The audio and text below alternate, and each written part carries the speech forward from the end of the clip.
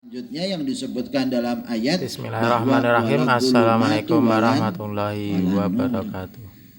Bersama kami Herbal Medica ET 8 Pajin Juwiring Klaten keadaannya orang kafir mendengarkan gelap. kajian pagi Tadi dari Masjid disebutkan Assegaf pertamanya Solo, buta disiarkan sama langsung oleh melihat. TV10 Solo. Lanjutnya Semoga ini gelap ilmunya ini. bisa Wala bermanfaat. dhulumat wala nur. Keadaannya orang mukmin bagaimana? Cahaya disebutkan dalam ayat. Tsumma dzakara ma'alaha. Lalu kemudian Allah sebutkan ayat yang selanjutnya keadaan orang mukmin dan keadaan orang kafir kelak nanti di yaumil qiyamah.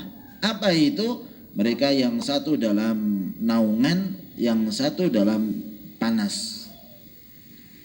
Walal dhillu walal harur. Beda loh keadaannya orang mukmin dan orang kafir. Kelak nanti di yaumil qiyamah orang mukmin gak merasa kepanasan sekalipun.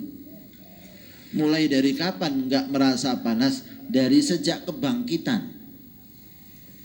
Dari sejak kebangkitan kepanasan itu gak ada pada mereka. Kenapa? Mereka berada dalam naungan arsy-Nya Allah Subhanahu wa ta'ala. Tenang mereka. Yang lain dalam keadaan sibuknya, yang lain dalam keadaan susahnya, yang lain dalam keadaan terik panas matahari, yang disebutkan matahari seperti satu jengkal di atas kepala mereka, dan mereka berkeringat. Sedangkan orang-orang mukminnya dalam naungannya arsy-Nya Allah Subhanahu wa ta'ala. Dan selanjutnya masuk dalam surga naungan. Surganya isinya pohon-pohon yang rindang. Buah bisa diambil langsung dengan tangannya. Karena rendah sekali buah-buah itu ada di hadapannya. Tidak perlu susah payah. Dalam naungan enggak ada panas sama sekali. Bagaimana surga itu? Surga itu diketahui kalau siang dan malamnya dengan ditutup tirai atau dibukanya. Kalau tirai dibuka berarti siang. Kalau tirainya ditutup berarti malam. Jadi ada tirai yang nutup di surga-surganya Allah Subhanahu wa ta'ala. InsyaAllah kita termasuk di antaranya. Amin Allahumma amin. Sedangkan mereka orang-orang kafir sudah dari sejak kebangkitan panas. Kebangkitan panas terik matahari. Bahkan ada yang tenggelam mereka itu dalam keringat mereka. Lalu kemudian selanjutnya masuk dalam api neraka yang panasnya api neraka itu 70 kali lipat dibandingkan dengan panasnya api dunia. Panasnya api dunia ini sudah bisa membakar. Tapi ini kelak di yaumil qiyamah api nerakanya Allah 70 kali lipat daripada panasnya api dunia. Fal mu'min bi imanihi fi dhillin wa rahah wal kafir bi kufrihi fi harrin wa ta'abin. Keadaan mereka semacam itu kelak nanti di yaumil qiyamah. Lalu selanjutnya Allah berikan satu perumpamaan yang lebih daripada sebelumnya, yaitu yang satu hidup, yang satu mati. Kan pelan-pelan dikasihnya perumpamaan oleh Allah Subhanahu wa ta'ala. Yang satu buta, yang satu bisa lihat. Perumpamaannya bagaimana? Yang satu dalam keadaan gelap, yang satu dalam keadaan cahaya. Lalu kelak nanti di yaumil qiyamah yang satu dalam naungan, yang satu dalam panas ya. Dan selanjutnya perumpamaan yang paling dahsyat, yang satu hidup, yang satu mati. Itu perbedaan keadaan orang mukmin dan orang kafir ya. Sehingga disebutkan di sini fal a'ma qad yakunu fihi ba'dun naf'i bi khilafil mayyit ya. Orang yang buta itu masih bisa memberikan manfaat pada sebagian keadaan dan dia pun bisa mendapatkan manfaat. Tapi kalau orang mati bagaimana ya? Enggak ada manfaatnya. Dan disebutkan di dalam ayat waladh-dhulumatu walan nur ya.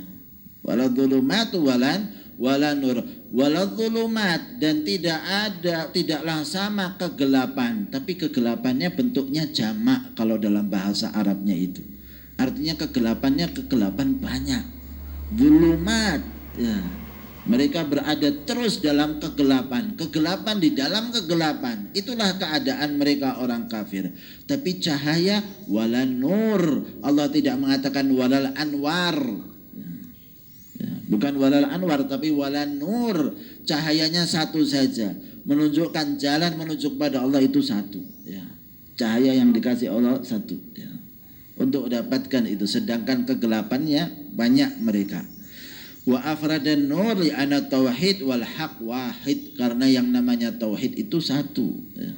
Sehingga cahayanya yang ditunjukkan oleh Allah di dalam ayatnya adalah an-nur. Wala yata'addad, tidak berjumlah ya, tidak berjumlah. Allah itu cahayanya pun juga tidak berjumlah. Wa qaddamal asyraf ya. Kemudian ikhwana rahimakumullah, disebutkan di dalam ayat yang selanjutnya walillahi sirrul Quran, ya, menunjukkan bagaimana rahasia Al-Quran yang begitu luas. Baru saja kita perhatikan makna-makna daripada perumpamaan, sudah tampak sekali bagaimana penjelasan yang luar biasa di dalam tafsir-tafsirnya. Kemudian untuk menambah kejelasan, maka disebutkan di dalam ayat yang selanjutnya, innallaha yusmi'u man yasha'u wa ma anta bimusmi'in man fil qubur. Maknanya kalau secara letterlux bahasanya, Allah itu akan memperdengarkan kepada siapapun yang dikehendaki, dan Allah dan engkau wahai Rasul sallallahu alaihi wasallam tidak akan memperdengarkan kepada orang yang ada dalam kubur. Ini letterluxnya loh ya, letterluxnya. Makna katanya seperti itu. Tapi Anda perhatikan, innallaha yasma'u man yasha isma'ahu da'watul haq. Tapi maksudnya di dalam ayat bahwa Allah berkehendak untuk memperdengarkan kepada siapapun yang dikehendaki oleh Allah. Dakwahnya yang benar Allah kasih ya kepada siapa yang dikehendaki oleh Allah. Bukan memperdengarkan dengar telinga, bukan. Tapi maksudnya memperdengarkan dakwah yang benar, sehingga akhirnya mereka masuk dalam Islam sebab orang tersebut dikehendaki untuk masuk Islam oleh Allah. Dan diperdengarkan ayat-ayat itu kepada mereka, dan bermanfaat ayat-ayat itu untuk mereka, sehingga kemudian mereka masuk dalam Islamnya. Wa ma anta bimusmi'in fayujibuhu bil iman wa yashrahu sadrahu bil Islam. Sehingga orang yang tadinya diperdengarkan oleh Allah, yang dikehendaki kebaikan oleh Allah Subhanahu wa taala, dia pun akan menjawab jawaban iman tersebut, masuk dalam Islam dan iman kepada Allah Subhanahu wa taala, wa yashrahu sadrahu lil Islam, lapang dadanya untuk terima Islam. Kenapa? Dikehendaki oleh Allah untuk diperdengarkan ayat-ayat tersebut kepada mereka. Itu maknanya, bukan maknanya hanya memperdengarkan telinga. Kenapa? Orang kafir di masanya Rasul dengar ayat loh. Ayat itu dibacakan kepada mereka, tapi nggak bermanfaat untuk mereka. Artinya mereka tuli. Keadaannya adalah tuli, nggak mendengarkan sesuatu yang hak ada di hadapan mereka. Lihat Rasul, dengarkan ayat-ayat Al-Quran, tapi nggak bermanfaat. Maka kan dalam ayat yang lain kita selalu juga mendengar bahwa sesungguhnya mereka itu buta, tuli, ya. Dan kemudian tidak bisa menjawab keadaan mereka semacam itu. Ulaika kal an'ami balhum adhal, mereka itu seperti hewan ternak, bahkan lebih buruk, lebih sesat daripadanya. Kenapa? Karena sesungguhnya hewan-hewan itu kalau diserukan dia nggak dengar, dia nggak jawab, sehingga keadaannya lebih buruk daripada mereka. Maka ikhwana rahimakumullah, disebutkan dalam ayat wa ma anta bimusmi'in man fil qubur, engkau wahai Nabi sallallahu alaihi wasallam tidak akan bisa memperdengarkan orang yang dalam kubur. Apa maksudnya? Maksudnya adalah engkau tidak akan memperdengarkan orang-orang kafir itu, bukan yang dalam kubur. Tapi yang dimaksudkan di dalam ayat adalah bahwa Allah jadikan perumpamaan orang-orang kafir itu seperti orang mati. Ya. Kenapa? Li'annahum amwatul qulub, karena mereka itu adalah mati hatinya. La yudrikuna wa la yafqahun, tidak bisa memahami. Itulah keadaan mereka orang-orang kafir. Jadi jangan diartikan ayat ini diambil separuh saja. Apa katanya Allah di dalam ayat Al-Qur'an, wa ma anta bimusmi'in man fil qubur. Engkau wahai Rasulullah tidak bisa memperdengarkan orang yang dalam kubur, maka enggak perlu ditalkinkan. Ya. Ngapain ditalkinkan? Kan enggak dengar. Ya salah Anda memahami. Kenapa? Anda ambil separuh.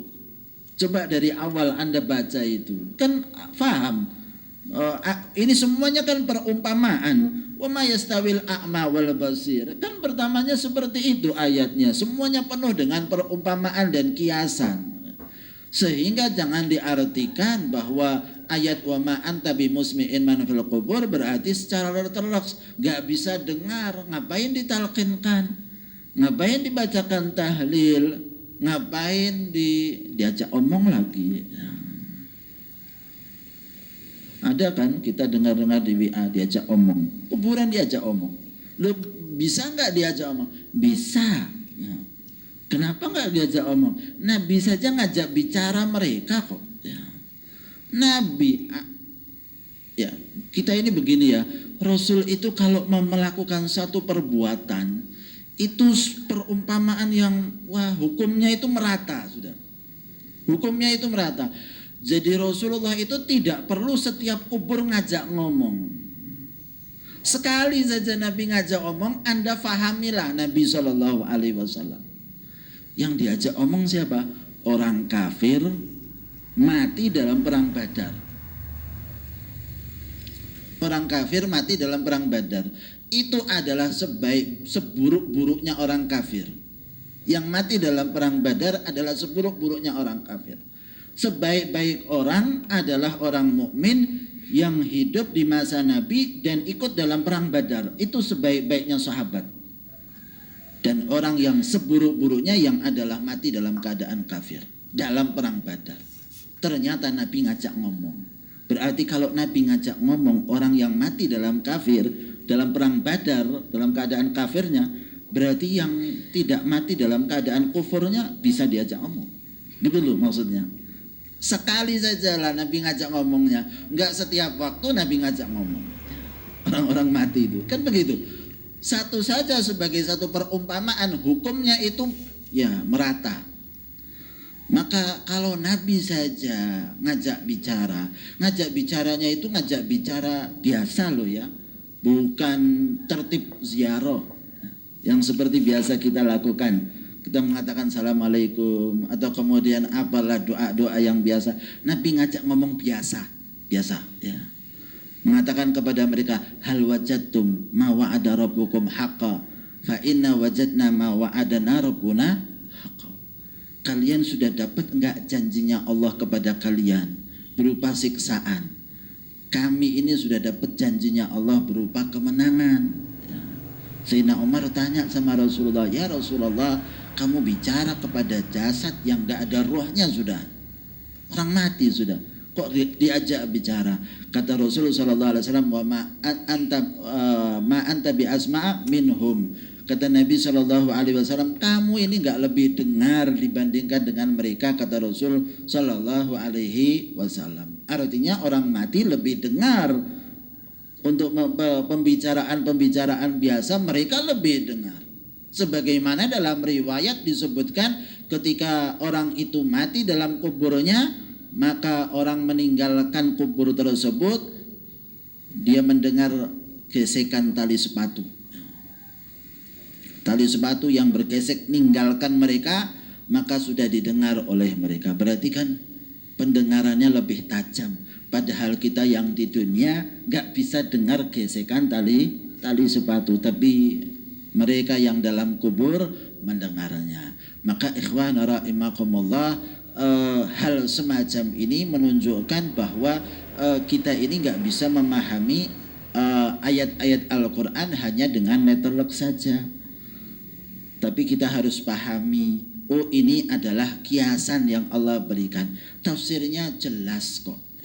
Tafsirnya jelas bahwa yang dimaksudkan di dalam ayat bukan yang dimaksudkan adalah orang mati dalam kubur secara letterlocksnya, tapi yang dimaksudkan di sini wasyabbahahum bil mauta. Allah itu telah menyerupakan mereka orang-orang kafir itu dengan orang-orang mati. Disamakan oleh Allah Subhanahu wa taala.